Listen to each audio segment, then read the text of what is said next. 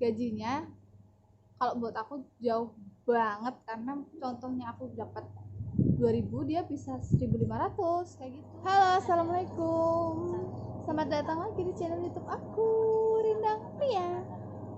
Di video kali ini aku akan bagiin apa coba? Aku akan bagiin tips kalian memilih agen tenaga kerja atau PJTKI yang betul, yang amanah, yang benar, yang kayak gitu lah pokoknya, kayak gitu. Ini versi aku ya. Kalau teman-teman atau yang udah berpengalaman juga udah tahu gimana, tolong tulis komentar di bawah biar juga saudara-saudara kita yang mau ke Malaysia juga ada informasi lebih tahu lagi. Oh kayak gini, kayak gini, kayak gini. Oke. Tapi sebelum itu jangan lupa like, comment, dan subscribe video aku. Bunyikan loncengnya agar kalian gak ketinggalan video-video dari aku.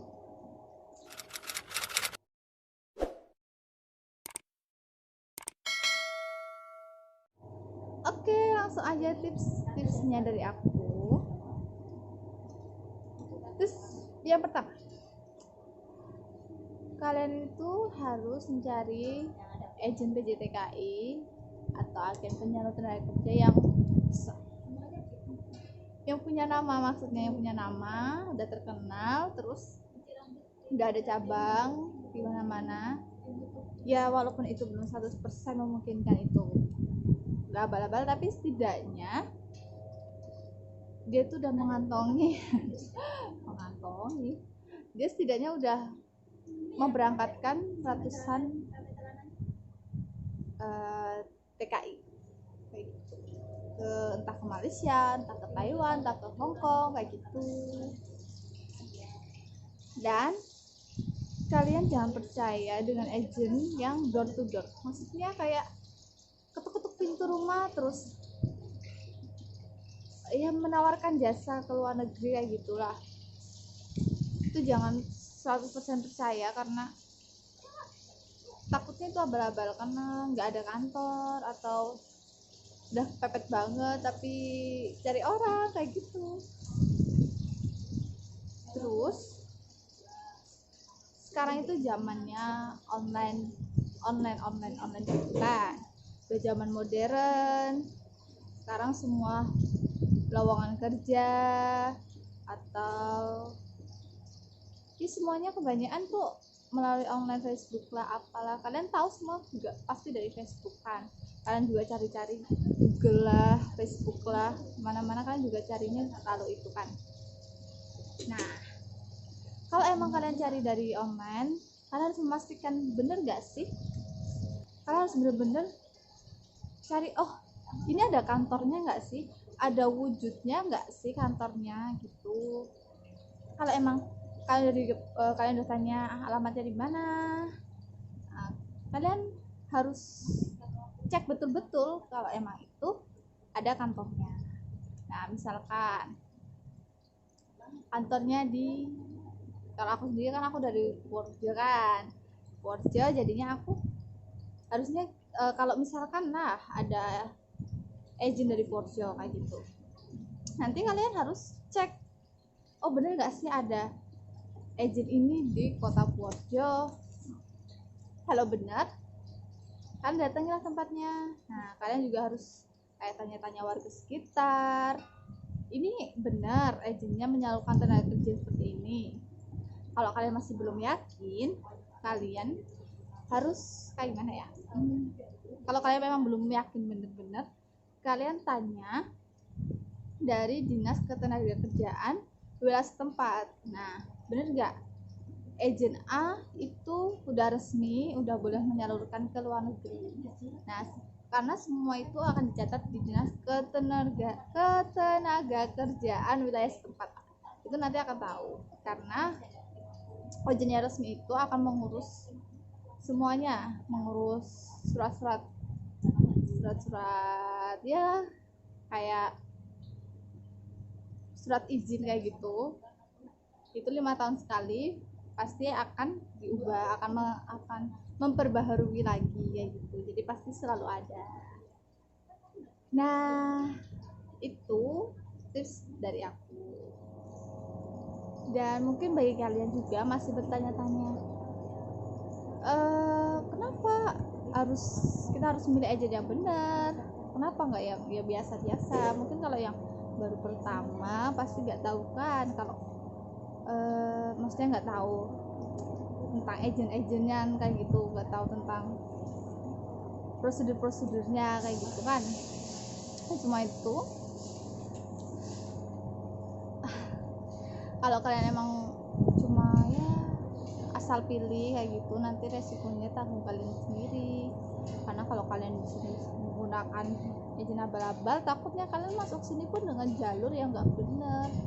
Nah, kalau kalian guna jalur yang nggak benar, nanti kalian bisa masuk Malaysia, cuma nanti kalian tuh nggak terdaftar di dalam kayak warga Indonesia yang pergi ke negara luar negeri kayak gitu. Jadi nanti kalau ada apa-apa KBRI kayak gitu nggak ada catatan kalian ada di luar negeri kayak gitu. Takutnya kok ya kita tak bicara bahayanya kayak gitu. Terus kalau misalnya kalian dapat majikan yang nggak bener, terus misalkan majikan kalian nggak gaji kalian mau komplain sama siapa? Karena kalian pun di sini pun menggunakannya agennya yang nggak benar. Ya pokoknya sedikit cerita juga.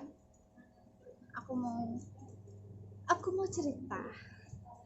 Ini cerita pengalaman sahabat aku dulu di kilang aku yang dulu. Aku mau sedikit cerita.